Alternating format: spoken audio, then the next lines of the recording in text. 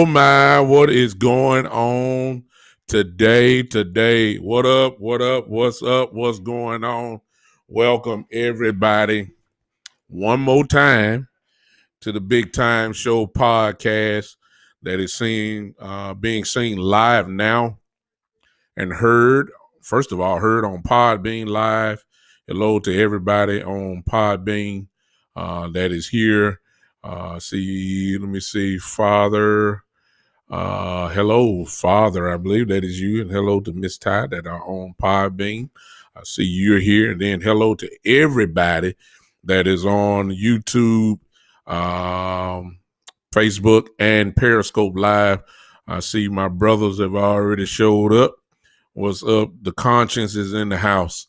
Brother Kevin Carr is in the house. The one and only Buddha from New Jersey is in the house. And one person that we are really getting to know quite well in one of our groups, just called a queen. The queen is in the house. What's going on? Appreciate you, Buddha. Man, I appreciate you, man. Appreciate you sharing it to the groups. I was calling myself doing the same thing. But it is what it is. Y'all forgive me for being raggedy, but I dropped something on the floor that I really do need incredibly bad. Thank you so much. I got it now.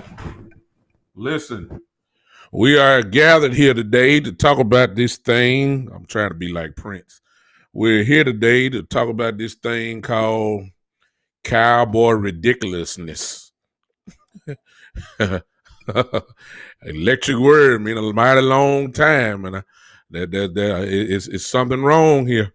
That is continuing. We realize that the game is being played, but I'm tired of the game. Before I really get crunk. Hey, Coach Breedlove is in the house. What's going on? Before we get started, let me say this. I got to do this, y'all. The music that you heard earlier, of course, was being done by my partner, Alex C. Winters, who's a student in the Berklee School of Music in Boston, Massachusetts. Young jazz artist. If you go to that, what you see now on your screen, for those that are on Podbean, Alec X Winters. You'll find that on Instagram. You hear that type of music. He's loaded with it. Go to his page. Go follow him now. I guarantee you'll be pleased with what's going on. What's up, Tavis? I see you, man. I see you. Buddha, exactly right. The time is ticking. We're getting down to the nitty gritty. And today, I'm just going to be honest with you today. I really didn't want to talk about, it's the same thing, but I really didn't want to just harp in on it. I mean, we can make this a gigantic group therapy session if y'all want to. I don't have no problem with it. But I don't care what people you follow or who you listen to. We're all talking about the same thing. It just comes from, different angles. And let me say this for the first time. Some of you guys don't know. This is my first time. Please don't ask me why. But this is my first time going on the Big Time Show page on Instagram. So nobody is there right now. I probably think somebody gonna pop up soon. I think I got about 20 followers or so like that. I'd never go from it.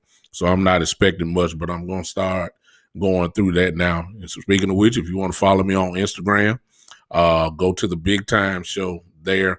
Most of you know my personal page on Instagram, but I just want to try to start cranking this up. So I'm on live there also right now as well. Listen, we're all talking about the same things. We're just different. Hello, I see somebody popped up. Okay, Miss Ty jumped on there on the Instagram page.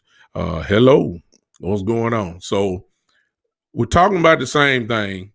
It's just different ways. However, in cowboy land, I'm quite sure, as most of you have seen, I'm quite sure you're seeing the other side of cowboy fans that have already packed Dak's bags. They put the FedEx sticker on them. They have shipped him out of Dallas. They do not want to pay him anything. Forget $40 million. If you just said pay Dak $35 million, they got a problem with that. And it is what it is. You know, you got the Cowboys fans say he's not worth it, and we can't do it. We can't do this. We can't do that. We can't do it. So you have all those type of Cowboy fans out there. I don't care what side of the track you're on today. This is what I want to talk about. This whole show is pure speculation today. This whole show that we're going to do today is pure skepticism, pure conspiracy theory, if you want to say that. That's what I want to do today. And I need your help. I need, for those that haven't shared, because I just want to see what everybody's thinking. Let's play today the what if game. It's just a little different angle from the Dak situation. Let's play the what if game today. Here it is. Let's start with point number 1. What if Dak plays on the franchise tag today? Here's my question to my Cowboy fan. I got some real Cowboy analysts in my group here.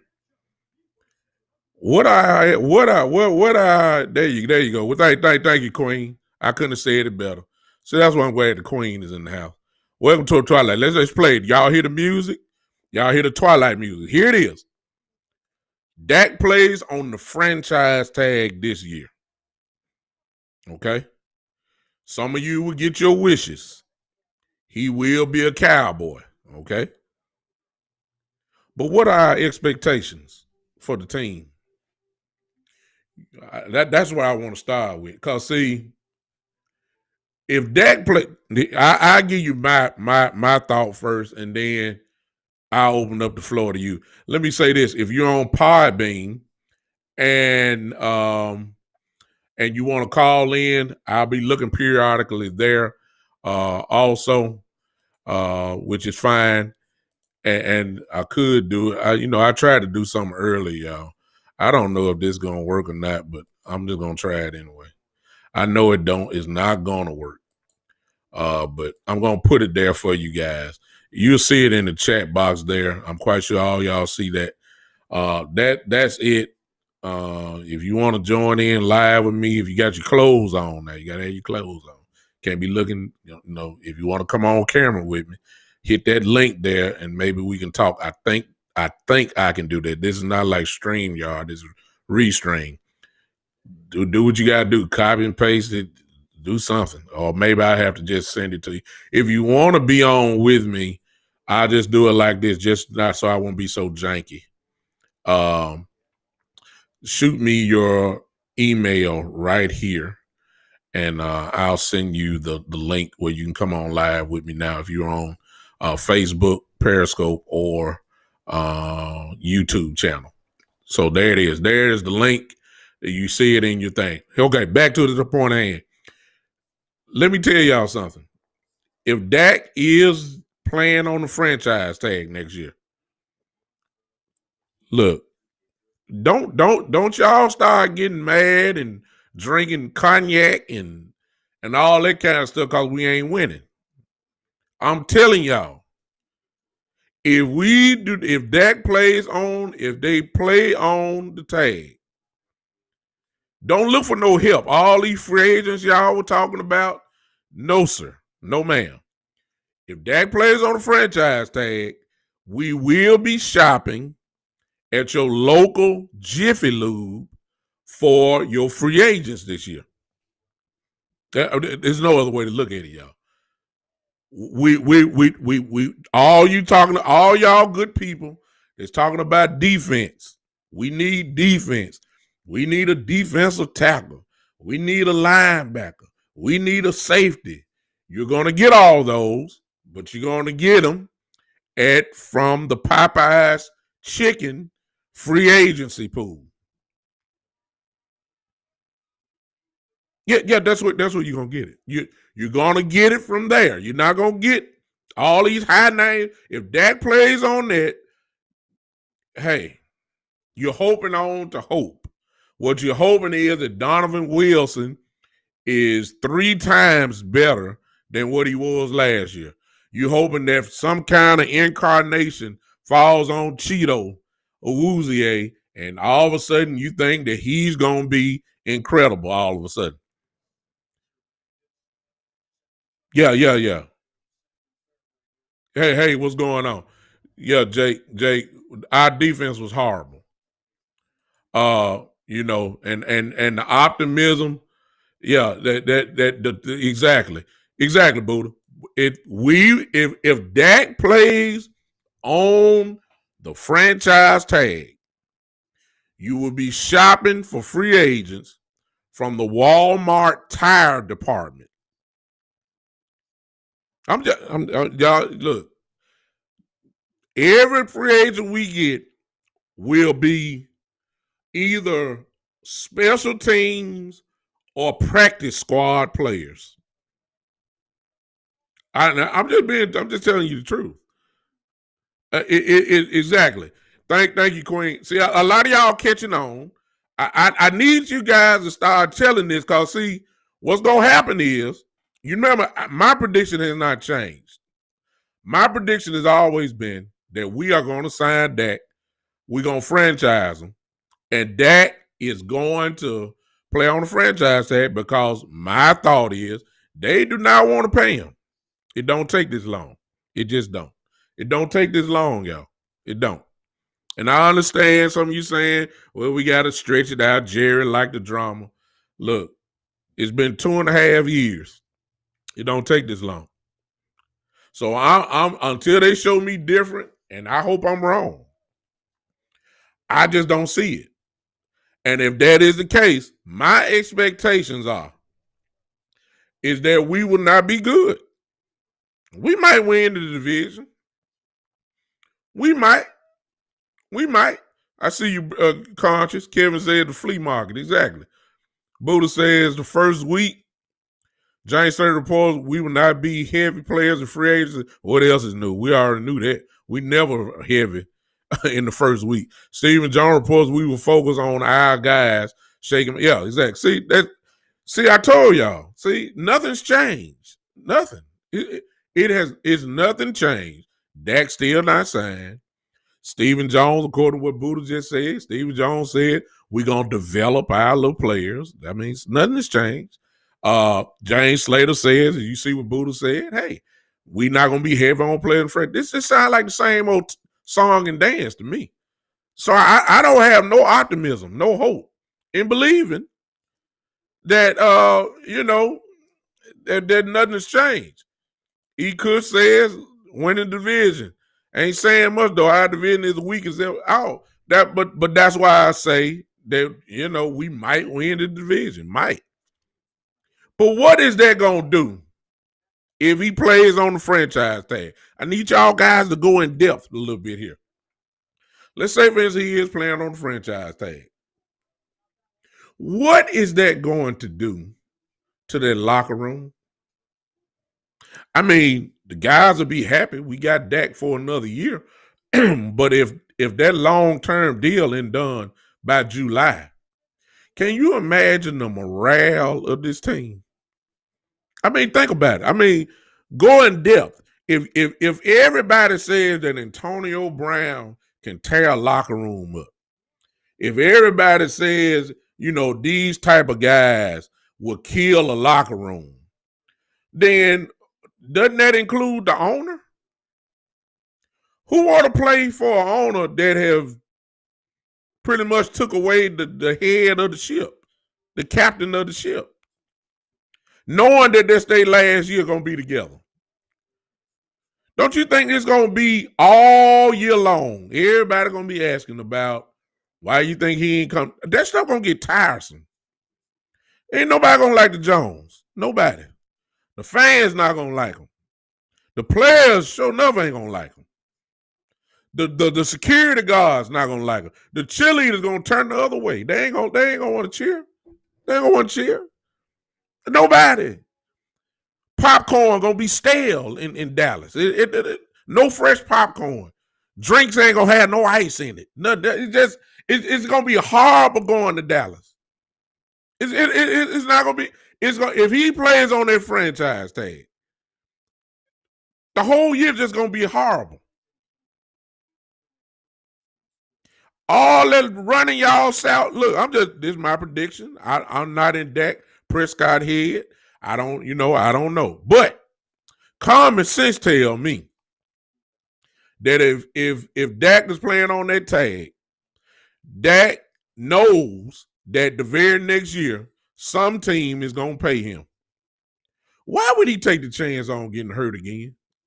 In other words, what I'm saying, a lot of y'all love to say, run the ball, Dak, run the ball. If I was Dak Prescott and I already got a bone sticking out of my leg because I did run the ball and I'm at the doorstep of getting a long-term deal somewhere else,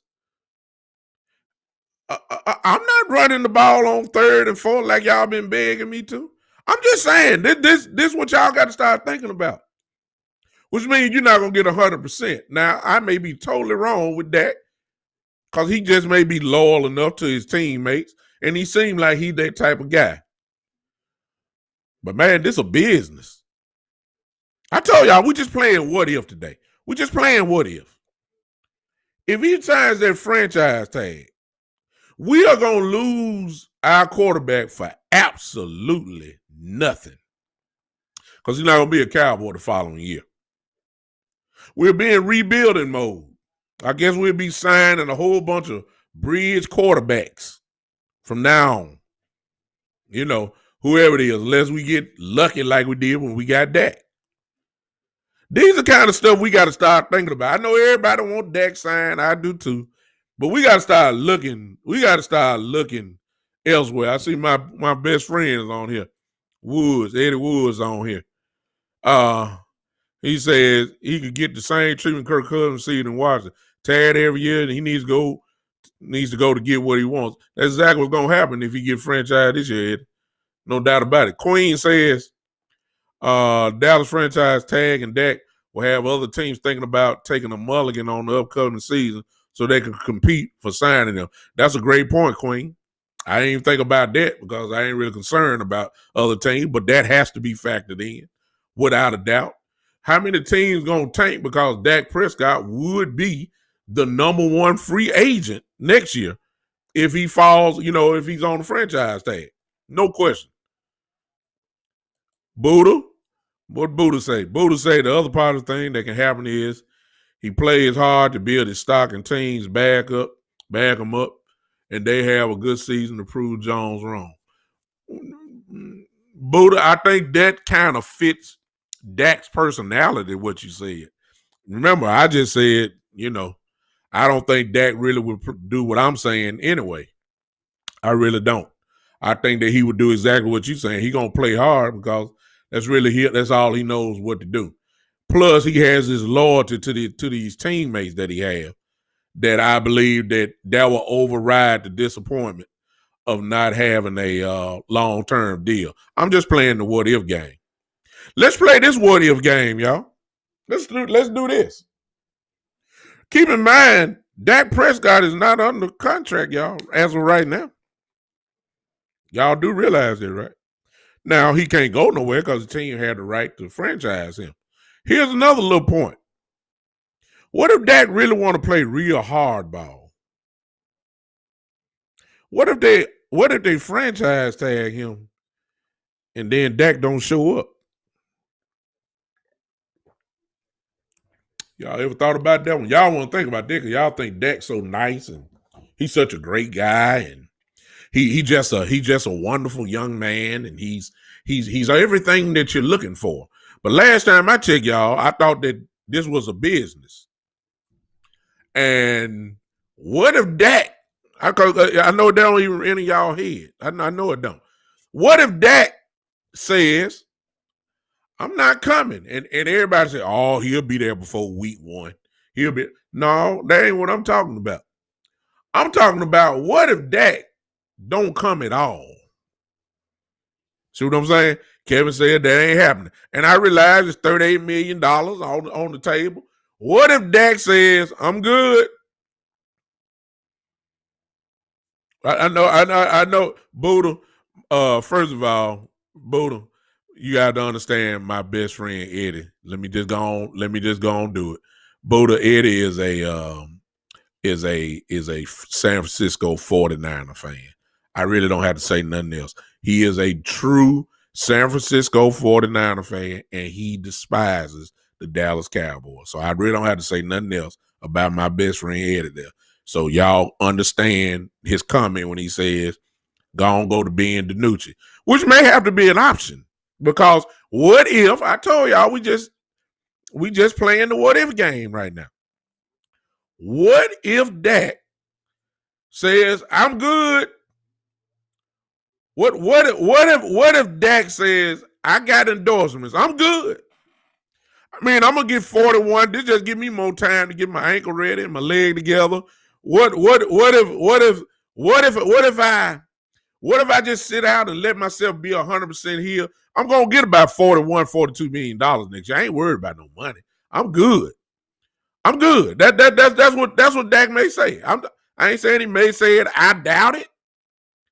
What if he just played that hardball routine? And I ain't talking about before week 1. I'm not talking about preseason. I'm talking about week 1 gets here.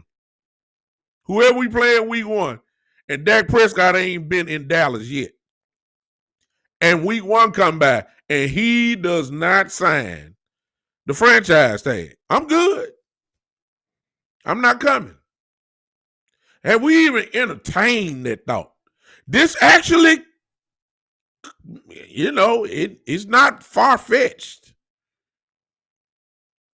I realize that, and believe me, I don't think, I'm prefacing this by saying I don't think this will happen at all. It is $38 million you just gonna leave on the table. I mean, it is $38 million. Okay, here's I'm starting to see a lot of haters come in. I introduce them as they come. I already see one of them popped in. Kevin said we'll have a guaranteed top 5 pick the following year. We're being running for the number 1 spot. That ain't doing no good either, though. Conscious, Kevin. I mean, once you look at the quarterbacks in college, come on, who? There ain't nothing to talk about, really. Somebody got to be an All-American, I guess, but they ain't nobody in college, great, that is a can't miss or whatever, we'd be going somewhere else. Darren Johnson says, another Cowboy hater, New Orleans Saints fan said, bottom line, what if Jerry just give Dak $40 million a year? What would that do to the Cowboys' chance of winning the championship? To be honest, the offense would be legit, no question about it. But the defense is our problem. Until we really handle that, Darren, then we really ain't talking about nothing. To be honest with you, you got to have defense win championship. We don't have that. The offense would be legit. Kevin says, I'm saying if Ben DiNucci started, that would be the case. Yeah, you're right. If Ben DiNucci started, we'll have number 1 pick in the draft next year. Oh, no doubt about it. No doubt. I'm just saying this is an angle that nobody don't want to talk about. But because you really just don't know what Dak is really thinking. Yeah, exactly. E-Cush. Yeah. E-Cush is kind of understand what I'm going with.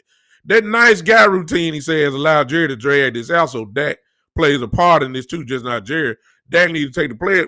Yeah, he need to start threatening folks. That's just the bottom line. He need to threaten the organization. I've been saying this for a while.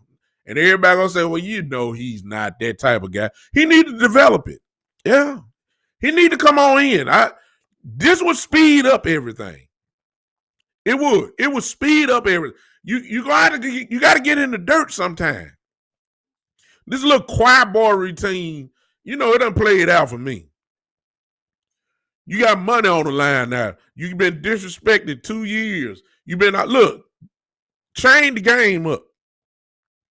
Stop going to the star. Like they say, he's going there for rehab. We talked about this the other time. And Kevin Kevin straightened me out on that, but I still wouldn't have went. I wouldn't be going to no Star. I don't want to give them no indication that I want to be here. My heart says I want to be here, but they don't need to know that. They need to know how serious I am. So I'm not showing up to the Star. I'm not doing nothing. All these pictures and all that kind of stuff. Look, move. No. I can't do it. Buddha says Jones do what they do because Dak haters are out there making it acceptable, which feeds into this media narrative. I get it, and I understand that. But what if he don't? Here go a Cowboy hater. Eddie says if it's close to what Dak wants, he needs to take the deal. The NFL is a cutthroat business. He needs to think about future injuries going forward. I don't think we even have to school Dak on that at all because Dak has been injured. He knows how much it is. And hello to everybody on Podbean. I'm sorry I hadn't looked. Poor Nash, Father X, my guy Glenn has showed up. Hey Glenn. Coach Bree Love says, why wasn't this an issue for Romo and for the so-called Cowboy fan that stood by that says Dak isn't worthy, speaks volumes? Well, that's where a whole lot of that's where the divide is in Cowboy Nation, Coach. You have plenty of Cowboy fans say there's no way in the world that we should pay Dak Prescott that amount of money because he's not that good. Then you have the same Cowboy. You have some Cowboy fans that say, well, regardless of whether your eye test says that he's good, that good or not, the bottom line is where the market is. You know what I'm saying? That's where the market is, and the market dictates where it is.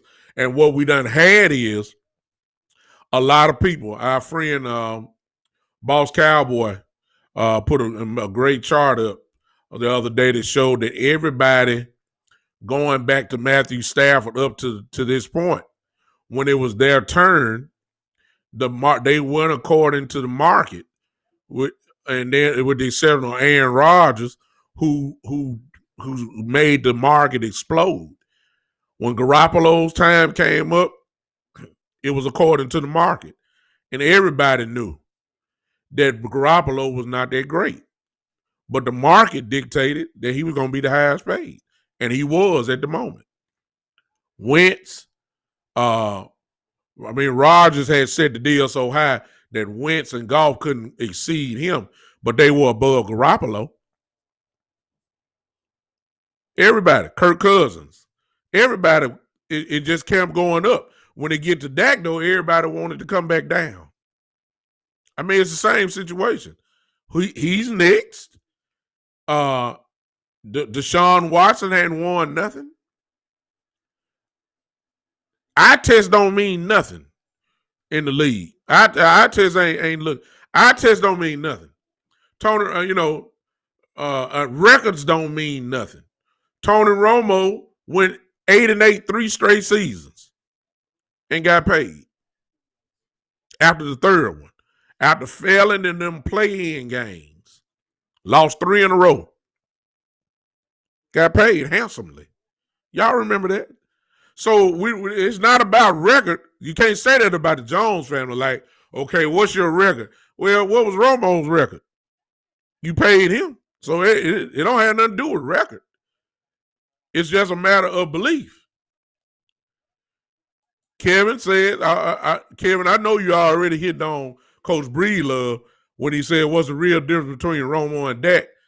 I done told y'all keep trying to push me there, but I'm not going there yet. I'm saving that show. I hope I never have to do it. But the show is breathing. The show is breathing. You know, if Gary Atkinson was on here right now, I guarantee you what's going on, what he'd be saying. He could say if he showed that he's looking past the Cowboys record, we would call him in to get it done. I agree with that. Ray Nixon. Hey, Ray, what's going on? Oh, that as soon as I spoke up Gary, that Gary is. There you go. See what I'm saying? I'm trying not to go there. I'm not gonna go there. I'm saving that show. My guy, hey, Ray Nixon said pay him. I agree. We should pay him. But we doing the what if. Queen wants that link to come on. Okay. Queen, send me if you're still here. There it is, Coach. Queen, if you're still here, send me your email now. I won't show it here. It'll be in the chat box anyway. Or since we're Facebook friends, Queen, no, just send it here. I don't think you mind. Send me a email, Queen, if you're here. If you want to pop on with me, send me the email, and I'll shoot you the link, and you can come on in here.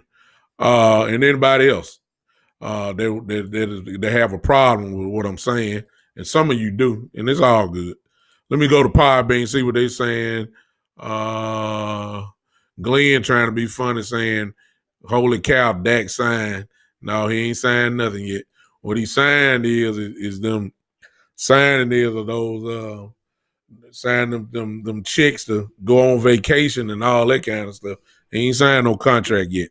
That's the what if. What if he don't? What if he don't accept the tag? Y'all don't even want to think about that. I am.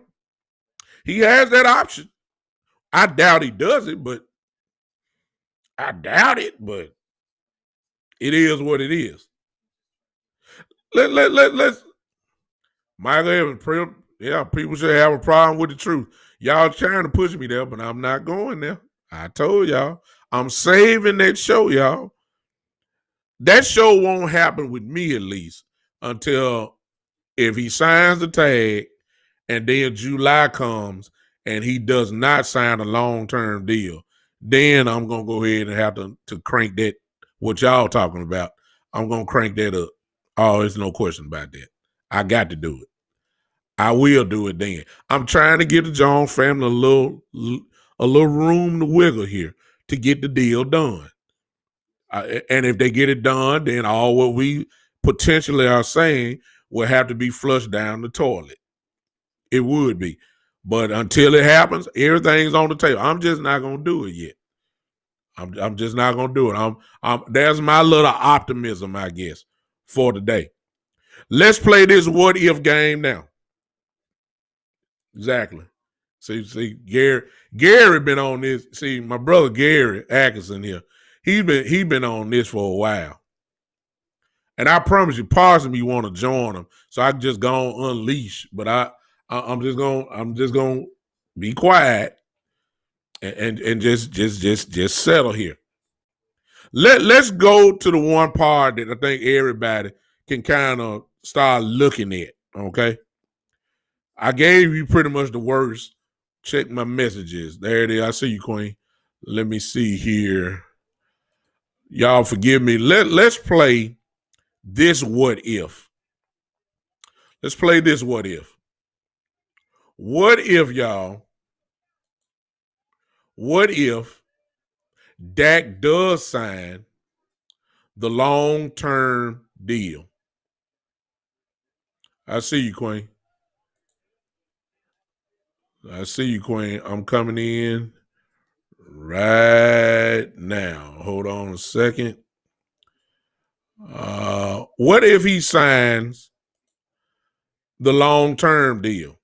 Depending on the signing bonus.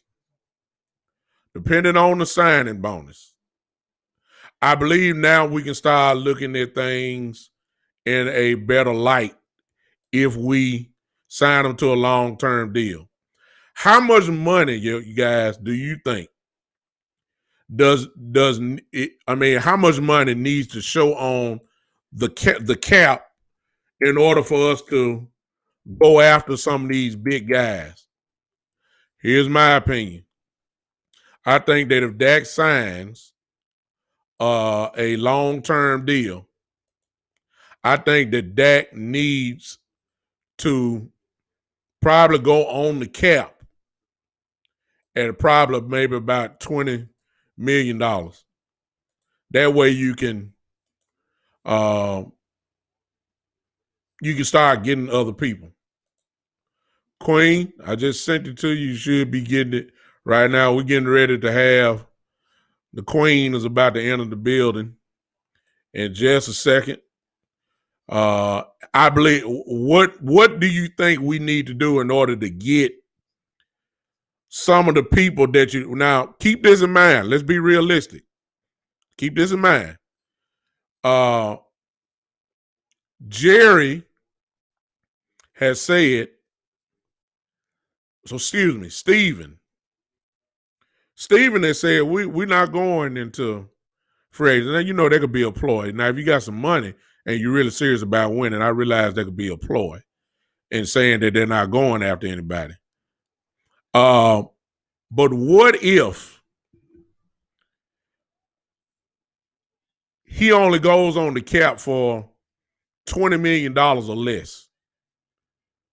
Who we need to go after? Y'all hold on a second. I see you, Queen. Y'all hold on a second. I'm about to bring Queen in. She's coming in. Let me tell y'all something about Queen in just a little time I know her. Listen, Queen ain't no joke, y'all. Now, y'all think I'm joking? All right. All I'm going to say is I told you so. All right. Queen probably going to come on here and try to set me straight. I know she probably is. But I'm going to bring her in now. And she's family. So she can hold on. So if y'all come at her wrong, I ain't gonna have to say no. I'm just gonna step back and let her work out on y'all. All right. Here she is. Queen B. Circle people. What's going on? Not much. Was peeping J State versus Grambling. You know, go HBCUs. That's right. That's right. That's right. Talk to me, Queen. Um, What you got a problem with? I done said. Come on, I'm ready. I know you got a problem with it. I can tell. I don't have a problem with you, Doug. I Okay, got a come on. problem with some of these other individuals.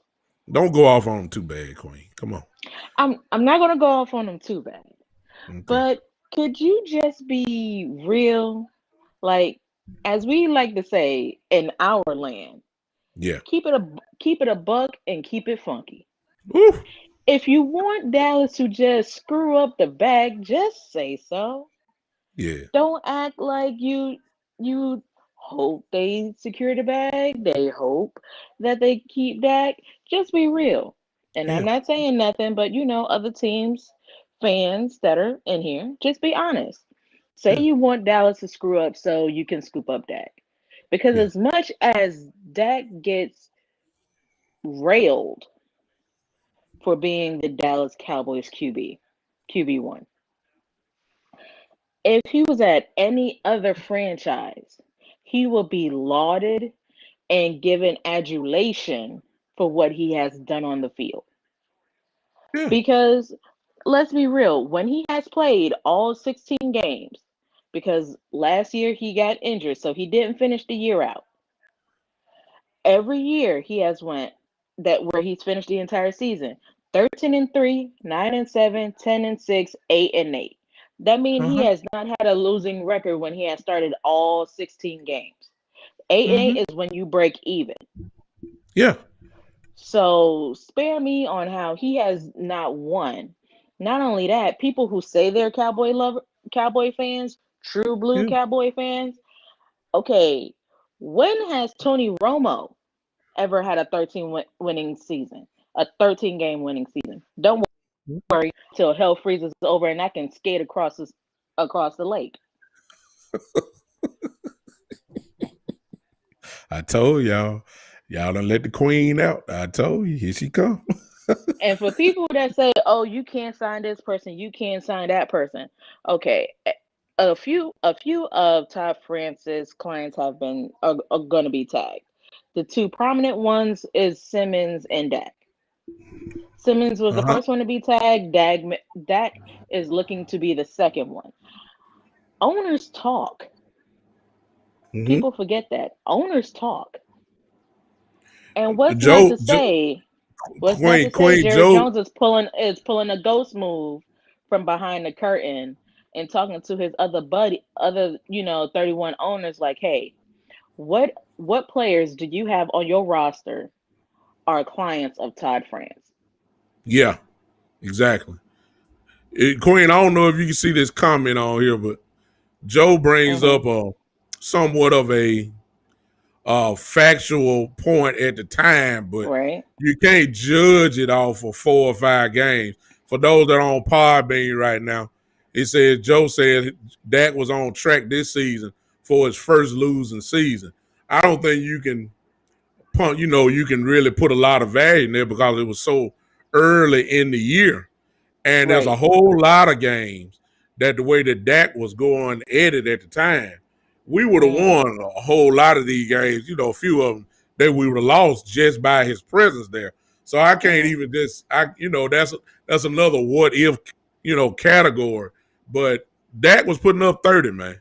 I mean, Exactly. He was putting up 35 burgers. I mean, come on now. like the one clear game where you can say the defense truly let the bag hit the ground was the Yeah, Cleveland game, true. where you had 564 total yards of offense. Out of that 564, 502 was through that man's arm. So Yeah, that said, defense had got one stop towards the end of the yeah. game. One stop. Dallas would have got the dub. Yeah, one Those stop. three those three losses, when Dak went down, we finished 2-3. Okay. That the game with the Giants that we won, he put us in that position. Andy Dalton actually started out playing like Trinidad, but Yeah, I'm not going to get there. yeah. So those three losses that we had, if the defense had got a stop, One stop. we would. It could have been a 3-2 situation instead of a 2-3 or Yeah, 4-1 if you want to yeah, go balls. yeah. So really, it's a matter of, okay, it came to, okay, you didn't have OTAs, you didn't have the early camp that is afforded to new head coaches. Mm-hmm. Okay, you didn't have all that, but guess what? Cleveland didn't have that either. I'm gonna give Exactly. it to you. I'm gonna give it to you raw. I'm gonna give Dallas Cowboy country. Cleveland didn't have it either. They had a bunch of new pieces too. New coach, new staff. Only thing that stayed constant for Dallas was Kellen Moore. That's it. If Cleveland can buy into Kevin Stefanski with with the plays and the schemes and all of that, new defensive coordinator, all of that, that means one of two things.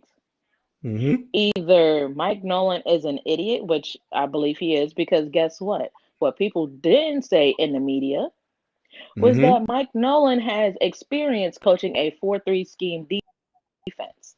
Mm-hmm. It's No doubt. almost the equal experience of coaching not only a 3-4, but also a 4-3. Come into Mm-hmm. a situation where you have 43, as they like to say, 43 personnel defense. You should have schemed that way instead of trying to do a whole turnaround with 34 defense. It's not going to work Mm-hmm. that way by 43 personnel up and Mm-hmm. down a roster. So not only Queen, that, you. let me ask you this. I Okay. think somebody is trying to get in. Let me ask you this. What you think we're gonna do? You think he gonna go long Okay. term? You think he gonna get long term? Okay. Okay. I'm give you three options. I got worst case, absolute worst case scenario. I got best case scenario, and I got what I think is probably going to happen. Mm-hmm. Best What's the case worst case? is a 4 or 5 year deal. Worst case scenario is Mm-hmm. the exclusive sits out. That's absolute worst case ish scenario. Mm-hmm. Say that again, The Queen, because you were freezing up on the or phone. That worst case. Okay. Worst case, the tag.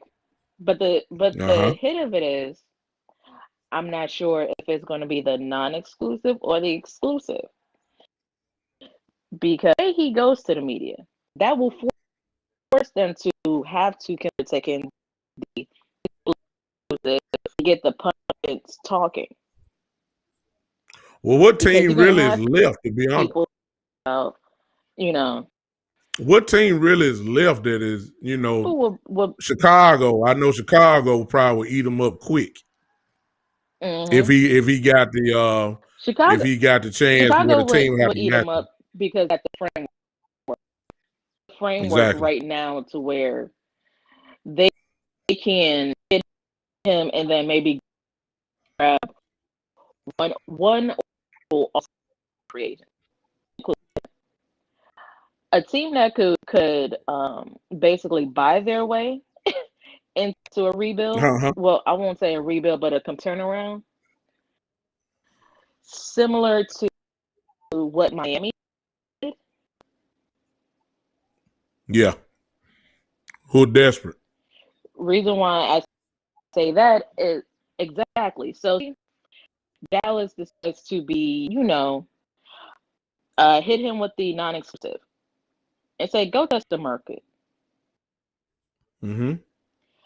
The key out would then be the New York Jets, not Chicago. Mm-hmm. Key reason is the Jets are the number 2 team with the most money at almost $75 million in clear money. Mm-hmm. Exactly, right behind Jacksonville. I'm not going to get into farther down the line. Mm-hmm. Exactly. So if they can offer him an obscene contract, but they can foot the bill, that will force Dallas to fall back, and Dallas just recoups 2 number 1 picks. At that point, 2 future picks. So in this draft, they could go after, put him at left tackle and kick Mekhi Becton to right tackle. Because Mekhi Becton also had majority play at right tackle, not left tackle. Mm-hmm. Exactly. See, I told y'all people, didn't I tell y'all that when the Queen was coming in, she come in with bullets in the gun. Do y'all understand? She's not only knowledgeable about Cowboy stuff, she telling y'all about other folk franchise. I told y'all when I let the Queen in, look out. Now let me tell y'all this. Gary just brought out some Queen. Look at that comment there if you can see it. You stuck too, because I think we're starting to lose you. I'm gonna slash this comment. I'm gonna slash this. You see that? He called out the Jets. Dismiss New Orleans. New Orleans. Dismiss New Orleans gone. because New Orleans is in cap hell. Yeah. New Orleans is down at the bottom with over $60 million in dead money. They got to figure something out. So it's in the clear. Houston is in a real fugazi situation. I don't know no quarterback that would want to go to that situation. Mm-hmm. The Broncos, I know right now the Broncos are kicking themselves the backside because they did not reschedule the interview with Dak. People forget that prior to the draft, Dak was supposed to fly out to meet with El Braz for Denver. However, he missed his flight, and Denver never rescheduled with him. Mm-hmm. Exactly. That last one, Miami, that ain't gonna happen either. They ain't no sense you talking about that one. Yeah, that's mad. That's John Madden. Look, that's John Madden 21 type stuff there. So that ain't gonna happen. Queen, exactly. You know, I love you, Queen. Queen is our sister in one of our major groups. As you can hear, the Queen has spoken. She knows what she's talking about. This will not be the last time that she invades the Big Time Show podcast because she knows some stuff that I don't even know. That's what I like about her. So Queen, I thank you so much. Now, hey, Queen, now you know how to get in. See what I'm saying? See how easy that goes? See how easy it is? So I'm going to have Queen pop in on and as this thing progress and get closer and closer to these deadlines, Queen's voice will be needed just along with you guys. I see a lot of people that's in here. Michael Evans says Russell Wilson. This talk about Russell Wilson need to stop. We don't want Russ. That's Madden 21 stuff. We don't even entertain that type of stuff here. Darren, who's a Saints fan, Queen said we don't need Dak. Winston is our next quarterback. I think Sean Payton. Queen, you ain't got to say nothing. Sean Payton would take Dak Prescott over quit James Winston so fast it'll make your head spin. Queen, thank you, baby. We'll catch you back up because I can tell you ready to go. Is this, why do you think they paid Tristan Hill all that money? Exactly. He's just a cowboy. Darren is a cowboy hater, so you know how it goes. Exactly. Deshaun wants out if Houston got Dak, they could flip him for picks. I don't know. See. Here's a hit though. Come on, Queen, help me out. He's in the same for them to be traded. For them to be, he has to waive that non-trade clause. Although he wants a team that is set up to win, he cannot just. Houston's not going to let that go because think about it. They ran off Jadeveon Clowney. They sold Deshaun Watson for an expired ham sandwich and a piece, and a broke piece of hot dog. I love it. I love it. JJ Watt for his that would be a rat on a seeking.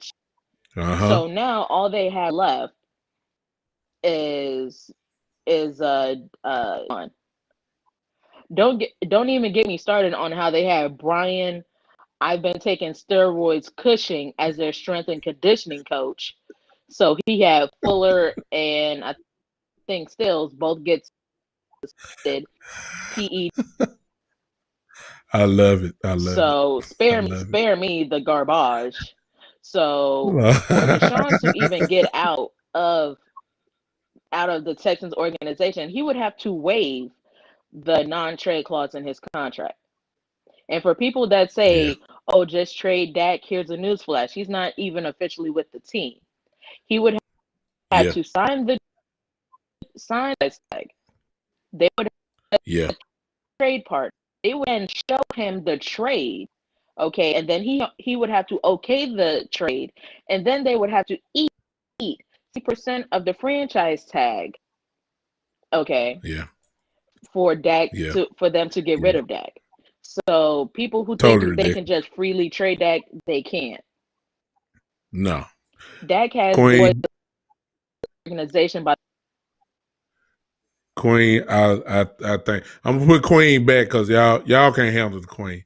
Let me, Mike. So, Queen, look, you got them going crazy. Mike Evans said, educate. I'm telling y'all, Queen is no joke.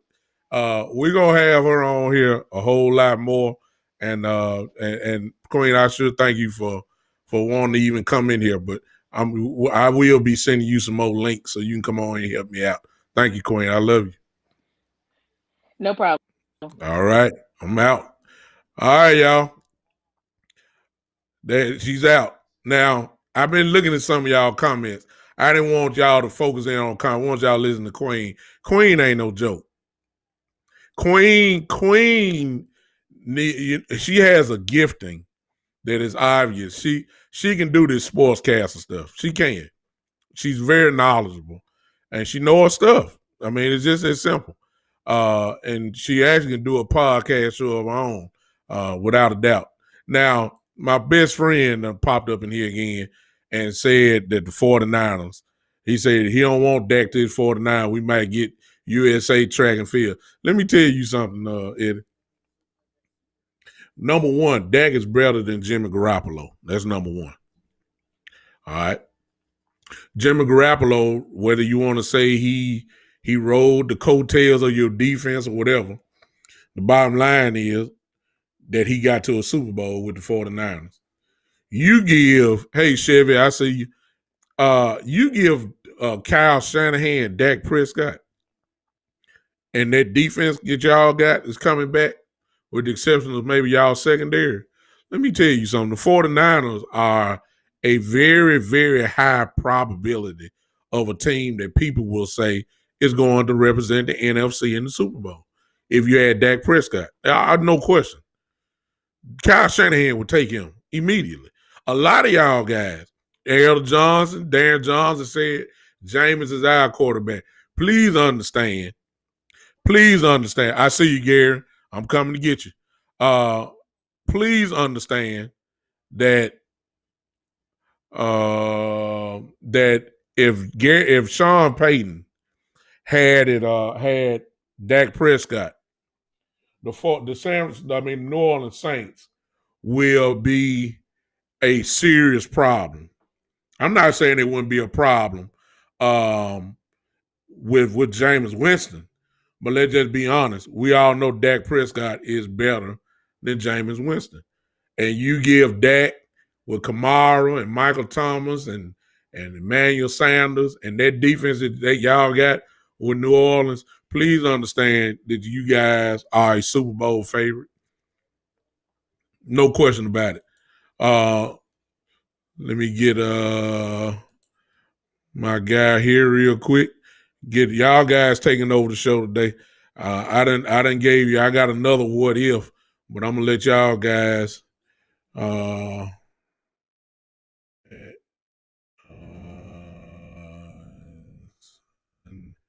Y'all forgive me just for a second.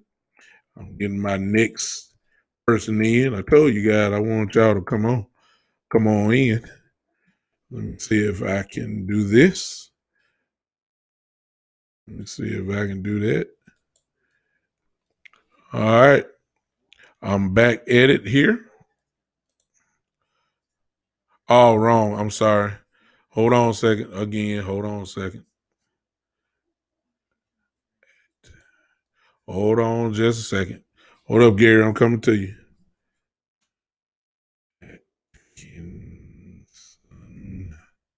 Hold on just a second. Y'all just be patient. Y'all wanna act like y'all don't know what's going on. And I probably got another scenario coming right now. Here we go. All righty. All right. Gary, I think I'm coming to you now.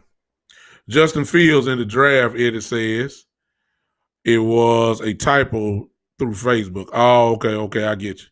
Yeah.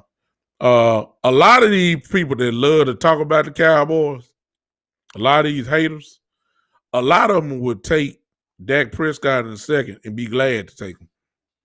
And will be saying and will have high hopes in making the Super Bowl too, I may add. Because some of these teams are just a smaller upgrade at quarterback away from making it. No doubt about it. Get Michael Evans. Gary, I think I sent it to you. I'll be more worried about, check your email, Gary. I'll be more worried about the two teams in our own division trying to snatch Dak away than anybody else. You don't think Washington and Philadelphia wouldn't want to do that? I think Washington would, Michael Evans. I don't think Philly would. I think they're committed to Jalen Hurts now. I don't think that they would. I don't think they would come after Dak. I just don't think so. Washington would, without a doubt. Washington would. Gary, please let me know if you got it. If you didn't get it, let me know so I can make sure that I'm doing this correctly. Let me know, Gary. Check your email. If it's not there, then let me know real quick. But Washington would. And they would pay him handsomely to come to Washington. I see you, Gary. I see you. He's in the house.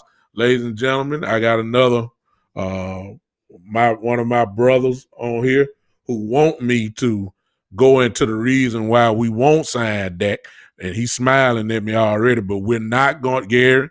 We're not going to do that show yet. Okay, let me tell you that before. I only want to start that one up quite yet, because I want to give the Cowboys the chance to get it right. Now, personally speaking, I don't know if they're going to do it, Gary, but we're not going to do it. But I'm going to open up the floor because this is one of my brothers in my group. And there he is, as you can see. That's my guy, Gary Atkinson. And he's loaded. He got bullets in his gun, too. So let me tell you, he know what he's talking about. Come on, Gary, hit me. When I was talking about Houston and New Orleans earlier, I think New Orleans can make a little cap magic happen. And I think Sean Payton would like to, do what he does with Dak. But I wasn't referring to trading him. I know you can't trade Dak. I was talking about when y'all was saying who would probably want Dak. I'm thinking Miami because, they keep sitting. If I understand they wanted to give Tua some PT, but why did you keep sitting him every time the game got tough? That's when you really want to see what a guy got. You know what I mean? So I'm not 100% sure that they believe in Tua. Yeah, I agree with you on that. That it kind of goes to there's no other way to put it, that when they sat Tua down, that obviously means, Gary, that they didn't believe in him. Right. I mean, there's no other way to look at it, and that's why they put Fitzpatrick back at the crunch time, and then come out the next week and do the same thing again, and they're going back and forth. They kill a person's confidence, right. And we don't have that. I'm sorry. Go ahead. That's why I think they started popping up in the Deshaun Watson talk. Yeah, yeah. I don't think they fully believe in him. And I was saying earlier, he was saying Dak was on the way to a losing season. Man, I don't see that happening. I see at least 3 or 4 more wins with Dak. That would have been what, 9-7, 10-6. Yeah, that would have been division win and on to the playoffs. Yeah, so you can't say something about what he was on his way to when it never happened. There you go. Well, let's just look at the world champions right now. That was a point in time, I think, that at the time, I think Tampa Bay was 7-5 at one point. Yeah. During the season, they was, still trying to find their identity. But boy, when they found it, they didn't lose another game. So you can't really you can't put it all on, where you're at a particular time. I'll take my chances, Gary. If our offense was scoring almost 30 points a game, I'd take my chance and say we're going to win a few of them games. I mean, there's no other way to look at it. I just think the defense would have been good enough to make at least 1 or 2 stops. Yeah. And instead of getting up 35, they may have given up 28 or 25. 30 plus would have beat Pittsburgh. No doubt about it. 30, yeah, we would beat Pittsburgh. And then if you look at it, the defense was playing terrible before Dak went down. And after he went down, they weren't playing lights out, but they did get better as the season progressed. So if we continue putting up 30 plus with Dak, we would have won a lot of those games that we lost. No question. Let me ask you this, Gary. I asked you the same question I asked Queen. Queen done said something else. Let's both look and see what the Queen got to say. Queen said Washington, Philly will be open to it. Yeah, Washington will, however, due to the incompetence of Washington on and Philly GM, Dak would probably avoid because Washington can't build an offense and Philly offense and defense is suspect.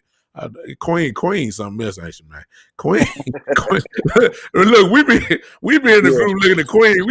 We just get out the way, man. Let Queen talk. Queen ain't no joke. But she's absolutely right. But let me ask you, Gary. I'm gonna carry you a slight different direction. Let's say, for instance, that Dak does get a long-term deal finally, and his cap hit is, very friendly. The way we're going to get that, if you go ahead and give him his money at a signing bonus, he ain't going to be worried about how much I'm getting paid a year. He ain't going to be worried about that because you done gave him all the money in front. Yeah, because you done front him there. So we ain't worried about that. Let's just say, for instance, that he gets paid 15 to 20. That would open up a lot of perhaps avenues. Right. Do you think that they're going to finally go after some killers on defense? If you got the money there now, and free agency hasn't happened, okay, the first week hasn't happened. They give Dak the deal. You think we finally going to go ahead and quote unquote overpay somebody finally for this defense? Or are we going to roll? Look, or are we going to roll with Gerald McCoy, Tristan Hill? Yes.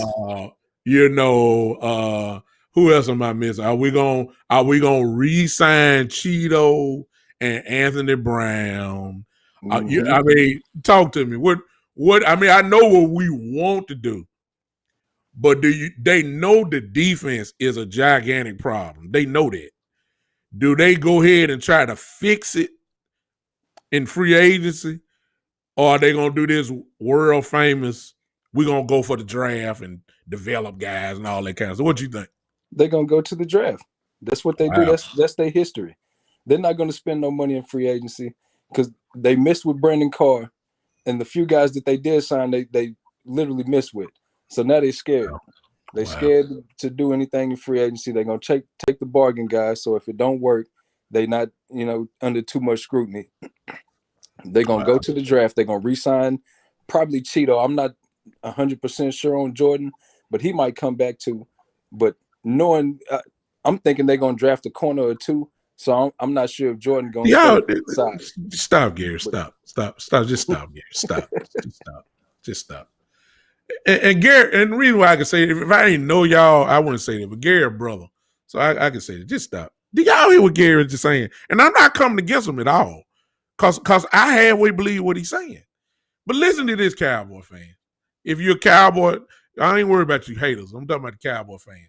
Gary is saying that even if we signed Dak Prescott to a long-term deal and got the money to spend, Gary is saying that we still not going to spend it.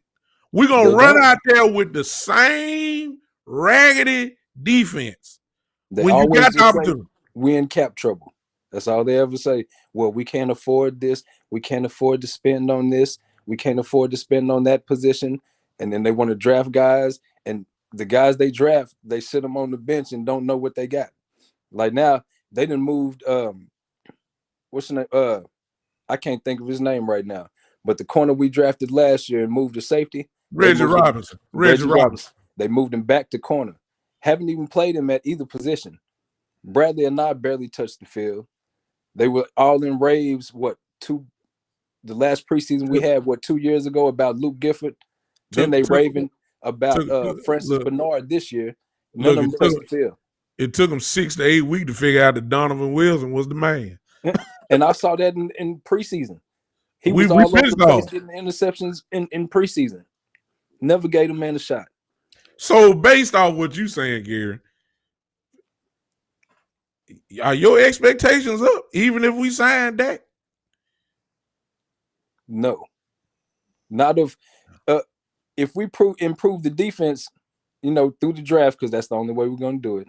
If we can improve the defense, then yes, I have better expectations for us. But Gary, here's my argument it's not my argument, it's my observation. Let me say it like this. Usually the guys that we get in the draft, they don't play. I mean, I'm saying, you just called out a couple of guys before. Anai didn't play. Reggie Robinson didn't play.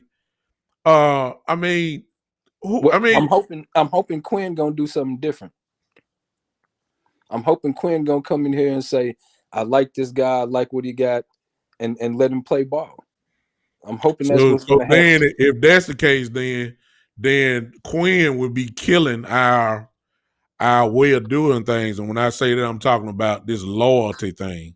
Like, you've been here for 4 years. Somebody like, for instance, Dorrance Armstrong. Exactly. You know what I'm saying? Dorrance Armstrong. I'm not saying Dorrance Armstrong is trash, because he's not. But if Anai is the guy that everybody starting to say, okay, this dude is a little different. He may need to get some playing time. Do you think that the loyalty to the Dorrance Armstrong is going to override what they seeing on the field with Brandon? I mean, with a knife? You think they're going to sit them down again? I hope so. I hope that Quinn come in here with the mentality of, I'm not going to do things has been done, like a Bill Parcells mentality. Jimmy Johnson, the best player gonna play. I don't care how long you've been here.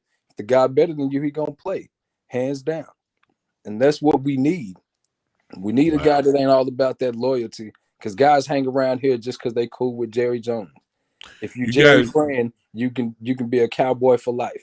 Wow. Unfortunately, that's what we're saying. Gary Chevy says, I don't know if you see the comment, but look at Chevy. Chevy says, you're 100% correct. And Stephen did say that they want to pay their own and draft and develop players, but that formula doesn't work. I agree with Chevy 100%. It doesn't work when you're not good at finding players and developing them. Wow. How are you developing anybody? You're not putting them on the field. And how are you finding players when you draft Taco Charlton instead of TJ Watt? When you draft Tristan Hill instead of Warren Thornhill? I mean, how is that formula working out for you?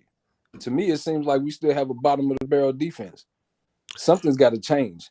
Something got to change. That's the only way things are going to change. If you keep doing the same thing and expecting to get different results, you're insane, because it's not going to happen. It's not going to happen. Wow. We need somebody to come in here and do things different. Wow.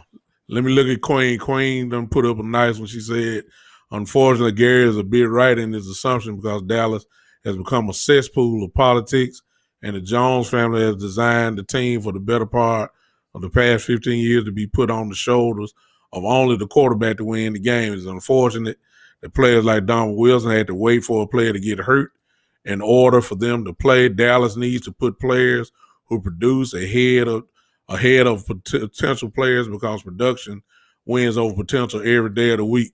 Yeah, it does. At least it should, Queen. But that it's saying that ain't the formula in Dallas.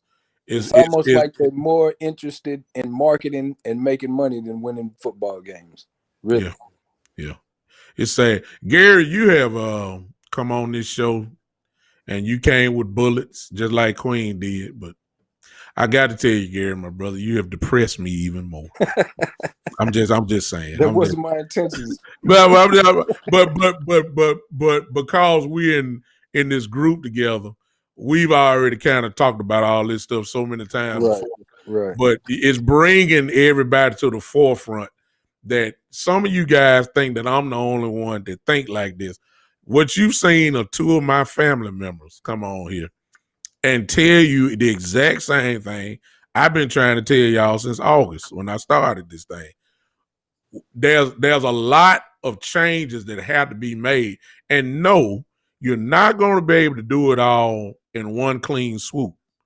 But what Gary is saying and what I'm saying is, and the Queen and Buddha and these people that are on here, what we're saying is you got to start from somewhere, and we ain't even started. You know, that's what we're saying. We're saying we're not even making the number one changes. We still battling with ABC stuff like sign your quarterback. You know what I'm saying? We ain't even on ground floor. What'd you say, Gary? Not making the simple changes, doing the common sense thing. The common sense change. It's crazier when the fans speak more knowledge than the owners. Yeah. The fans know more of what to do with this team than the owners do. It seems like what we say, they do the total opposite. The total opposite and end up in the same situation every time. This even hurt even more. Queen just said something. I tell you, Queen she just won't stop. Queen just shooting. Queen said half of the Kansas City Chiefs defense is made up of Cowboy rejects and people who Dallas said can't play in the league. Yeah, they starting linebackers. Hitchens, Wilson, and cornerback. They had a cornerback, I believe that did. Chardavius Ward. Chardavius Ward turned into a star. Man, come on, man. That's what I'm saying. They terrible at evaluating talent or recognizing talent. So how are you going to build through the draft and draft and develop your own players when you can't find talent? Your evaluations are horrible. And then when you have talent, you sit it on the bench. You don't even. They set Jarwin 2 years behind the washed up Jason Witten. Oh, yeah, that was hard. You need to know. Yeah. But you bring out a bigger point now. And since you're here, I was gonna let you go, but I'm gonna have to keep you here just for a second. You saying that drafting and developing, so you're not separating the two. Am I right about that? You're not separating, right. Okay. Then since we've talked about this before, but who really is drafting these players? I mean, it's really Will McClay, who's scouting department, who is doing all the leg work and making all the flights to go see these guys. Jerry Jones, Stephen Jones not doing that. Right. I'm going to assume that maybe some position coaches may make that trip too. And when they get to the draft, I don't think that whoever's the head coach, whether it was Jason Garrett or McCarthy now, I just don't see them doing that type of groundwork. I think they get the information and maybe watch a little film. So Gary Bryant, who's here, our brother on here, Gary on here brings up a real good point that I'm going to put up there. Gary says that Will McClay is getting a pass. You agree with that? I don't think it's all Will McClay. I think some of the bad choices and decisions were not who he scouted and evaluated or thought was the better player, but these position coaches saying that, oh, no, I like this guy better because he fits my scheme or what I want to do. He's never put his hand in the ground. That's why they took Taco over TJ Watt. And I hear Tristan Hill was a Marinelli guy. So I can't say until they let McClay just 100% run the draft and everybody knows it's been known. I don't think that they can say that he's the problem. I think it's other people stepping in with their input. And Queen again says that Stephen Jones been in charge in 2010. Here's the part that's just mind-boggling. Now that when you say that, Gary, here's the part that at the end of the year, with the exception of this year, at the end of the year, when the Pro Bowl team is announced, the Cowboys are loaded. Right. You see what I'm saying? Whether it's position, whatever, I'm saying, I ain't just talking about offense. LVE, forget Pro Bowl, LVE was an all-pro his rookie year. Sean Lee has made an all-pro team. D-Law, all-pro. Randy Gregory, well, we can't even say that because Gregory really ain't been here. But we all know how special he is. He's good. I'm saying we've had some legit guys at their position. We just ain't put it together. The offense, of course, is loaded with Pro Bowlers and all pros. We know that. And at the end of the year, you see that. So to say that Will McClay is not, I ain't going to say he's not getting a pass. He's done his job, if you ask me. You can't produce all these guys. That I think that just goes back to the coaching thing. But to go to what Queen said, Stephen has been in charge, which is what I've been saying. I think Jerry has turned it over to him. The constant in the 25 years has been the Jones family. We've changed coaches. We changed position coaches. Everything else has changed. We changed concession stand workers. The cheerleaders done got old. We got new cheerleaders. We done it all. Right. It's just that the Jones is something right there. And they go Google talking. I guess I said something to key off. But anyway, we've done something. It's just something that's just missing. Even with that, but Gary, I appreciate you. You make me sick, man. You done depressed me some more. I'm almost scared to open up the line again to my other folks. Listen, I got about another 20 minutes left, 20 to 25 minutes. Whoever want to join in, please do like Gary did. Shoot me your email right here. I'll send you the link and I'll let y'all depress me some more. My God. Hey, I promise you I won't dive too deep into the other subject until you're ready to let it Gary, out. look, Gary, when that show come, if it happen like it's looking like it's gonna happen, you gonna come on this whole show. We gonna talk about this for dang near 2 hours. Matter of fact, it'll probably be a part 1 and a part 2 to that. Cause we gonna make a whole lot of folks mad. Gary Bryant is on here, my brother. He's saying the same thing. Actually, I can bring about, let me see, 1, 2, 3, 4, 5, 6. I can put 6 people on. Yeah, Queen, you come on too. I can put 6 people on and we can do all this show together if it get to that point. I hope it don't, Gary. But guess what? Guess what, Gary? It's starting to look that way. It is, isn't it? It's day by day. Appreciate you, man. Thank you for joining in, brother. All right. All right. Gary, you can go ahead and let you go. Gary Bryant is on here. My brother's on here. He's saying that he hadn't translated to winning. Exactly. The Pro Bowls, all the Pro Bowls and all pros, all it done led us to is at the playoffs and, where we are now. Usually drafting in between right at 12 to 15 every year. Well, we had at 10 this year, which means we had a bad record. It is what it is. Kermit, hey man, Kermit's in the house. Kermit says it seems like to me too, there are terrible at evaluating defensive players in free agency and the draft, all because they really never had that good a defensive coordinator in mind in Dallas since Parcells or Wade Phillips. When Parcells was here, he drafted.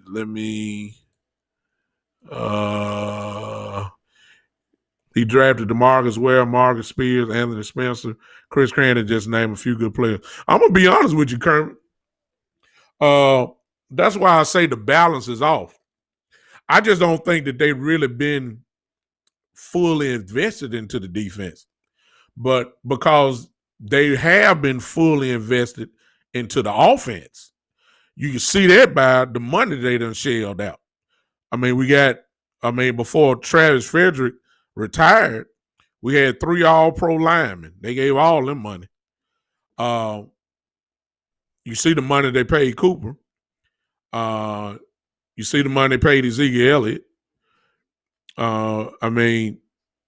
You fully invested on the offensive side, and you have gotten the production that an offense should do in this league overall, without a doubt.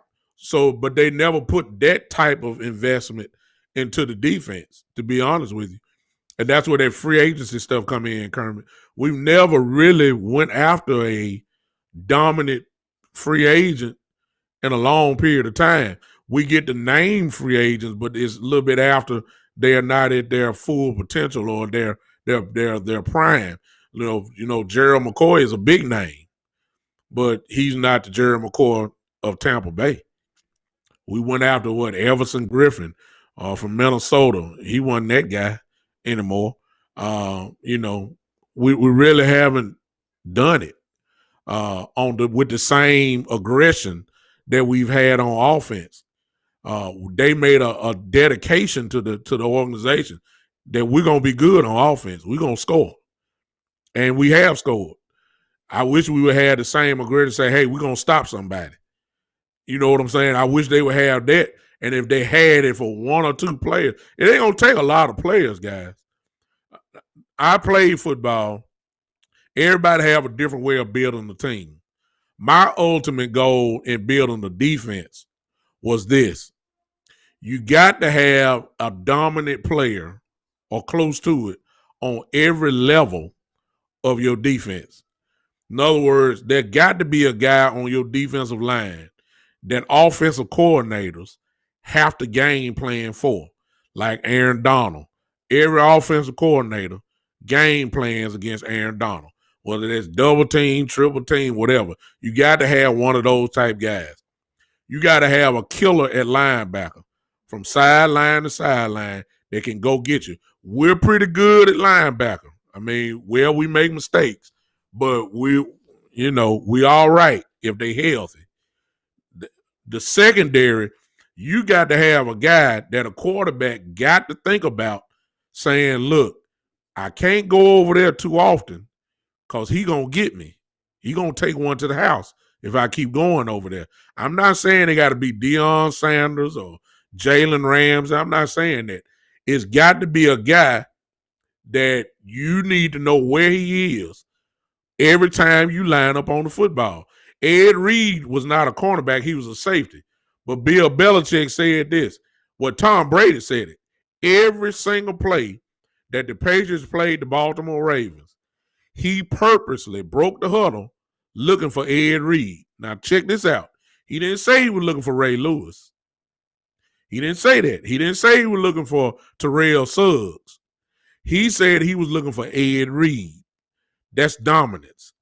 I see a little bit of that in Donovan Wilson. I've already put on record. Donovan Wilson is going to be a Pro Bowl safety if he stays healthy. I believe Donovan Wilson can potentially make a Pro Bowl this upcoming season. That's how good I think he is. I really do believe that. He's that good to me. But that's the way you got to do it. We ain't got no dominance nowhere. Who on the defensive line is they push them 5-6 yards off the ball. We ain't got nobody on defensive line. Nobody. Gallimore is developing. Okay, Gallimore is not trash. Gallimore has some potential, but he's not there yet. D Law is not the same D Law from 2 years ago. He is demanding double teams, though, which is good. Randy Gregory is a problem. A good problem, what I mean. Randy Gregory can cause some serious issues because he can get to the quarterback. But he got to stay on the field. So you really can't put a whole lot into that because, he ain't been on the field enough. We got potential in Gregory to be flat out dominant. D-Law is still demands somewhat of a double team. So, I mean, that counts for something. Okay? I give you that. We just can't stop the run. We pretty decent at pass rush. We just can't stop the run. Linebackers, if your guys can't stop, plug up the middle, ain't no sense in talking about LV and Jalen Smith because they getting blocked easy.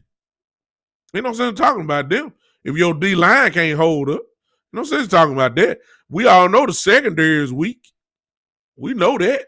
It wasn't until Donovan Wilson showed up where we started getting, a little changes. Okay?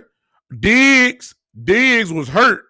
And Diggs, of course, gotten better. Diggs is going to be a Pro Bowler. Maybe not next year. But Diggs is pretty good. I think you can build around Diggs and Donovan Wilson. Huh? Queen says, it was sad how the best DNs on the field were two players who were out of the league for years. Alden Smith and Randy Gregory. Alden Smith ain't played ball in 5 years. We found him at Target, in the warehouse, putting stuff up on the shelves. No, I'm just kidding. Let me stop that. But I'm saying he ain't played in 5 years, y'all. And they were the two best this year. So we got to get dominant in one area before we start, really turning things around, which leads to this and then I'll let you guys go. Another, well, it's really tied into what I was talking to Gary about. If the cap is open, are we? I see Gary Bryant said all this. All this, Smith. My goodness. Oh my goodness. Yeah. Let's go to this. If we sign Dak, all right. Listen, and all this really depending on the next couple of days. All of what I'm throwing up can happen if they go ahead and take care of the business with Dak Prescott, long term, that is, in the next few days or so. If we do that, if we go after one, before I say what I say, Queen says, Don Williams' situation that showed the blatant, obvious politics exactly that I played in Dallas because how the coach decided that Deion Thompson was better than Don Williams and how Cheeto was better than how Clinton Dix. Exactly. It took him that long. That's Gary brought up another good point about, for years, we all knew Jason Witten was not the man anymore. Blake Jarwin was a threat on the field. They didn't even let him play because they let Jason, they were loyal to Jason. And that really was not, you actually were holding the offense up by letting Jason play so much. Let me end this. If in the next couple of days, this can happen, y'all. In the next couple of days, Dak gets a long-term deal, which I doubt, but it can happen. But he gets the long-term deal. His cap hit is team friendly. Only way that's gonna happen is unless he gets a gigantic signing bonus up top, which is what I think would sell it at all, to be honest with you. Dak wouldn't be worried about being the highest paid quarterback in the league if you give him that gigantic signing bonus at the table. He can leave that table with an $85 to $90 million check and be through with it. I don't think he'd be worried about that. But let's just say that happens. The cap hit is friendly. You're able to go after a free agent. Okay? Here's my final question. With the 10th pick in the draft, let's just say, for instance, we go spend some money. I'm just throwing a name out. I'm not saying this going to happen, okay? Let's just play with me here. Y'all play with me. I'm not saying this going to happen. But let's go say we get a defensive tackle like Chris Jones from Kansas City. There you go. Get a disruptive one technique. That's what I'm talking about, Chevy. Let's just throw out a person like Chris Jones, somebody that is dominant. Somebody like that. Y'all know the defensive tackles, okay? Let's say we handle that free agency. So we go get somebody on the defensive line. That's good. That's one way to start fixing a lot of stuff. With that 10 pick in the draft, what we going after? Now remember the scenario I said. Let's say, for instance, the cap friendly is nice. The cap hit is nice. We're able to go get a couple free agents, one gigantic one. You can pay him. What we doing with the 10 pick? Are we addressing the secondary from the draft? Or are we addressing the secondary from free agency? Or vice versa?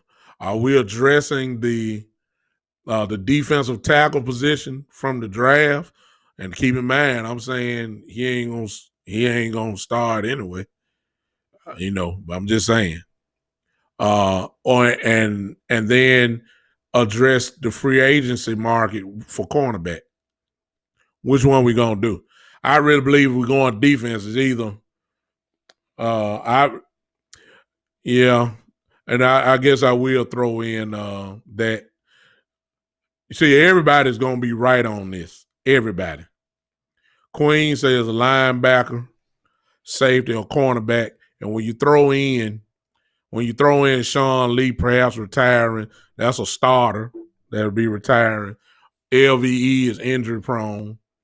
So that's two. You got to get some depth on that. So I see that. Queen says safety or cornerback. I think that's all secondary, so we good. Gary says Surtain or Caleb Farley. Okay. I think most people want Farley than Surtain, but I wouldn't be disappointed with either one of them because I think both of them are good. Now, Mr. White brings up a very nice point here. We done cried about defense so much that we done forgot about that Tyron Smith.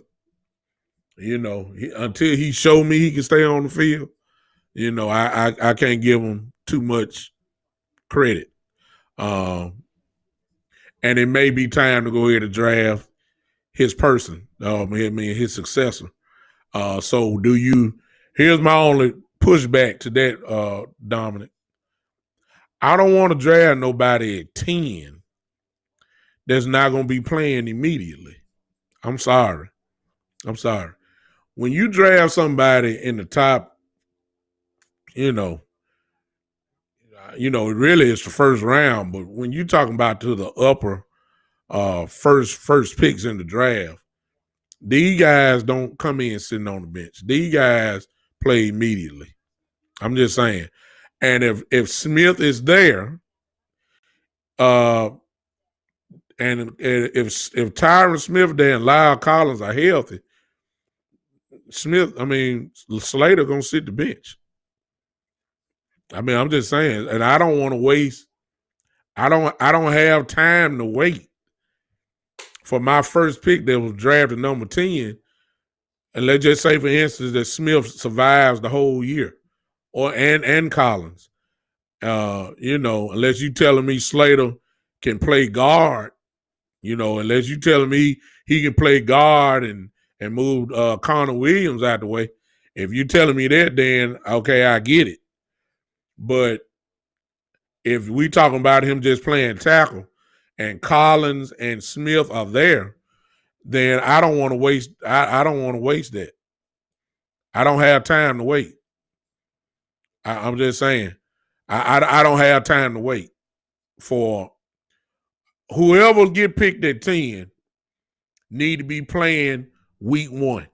And even if that means they're not a starter, that means that they can play a significant amount of plays in week 1. I'm not waiting. That's what a number 10 pick can do. I get you, Dominic. I'm sorry I didn't read it. Dominic says Tyron has missed significant snaps that equate to 5 games in each of the last 5 seasons. Lyle hip is a concern. By the way, Slater beats our corner at left guard. Then Dominic, since you put in and say he can play guard, then I'm with it.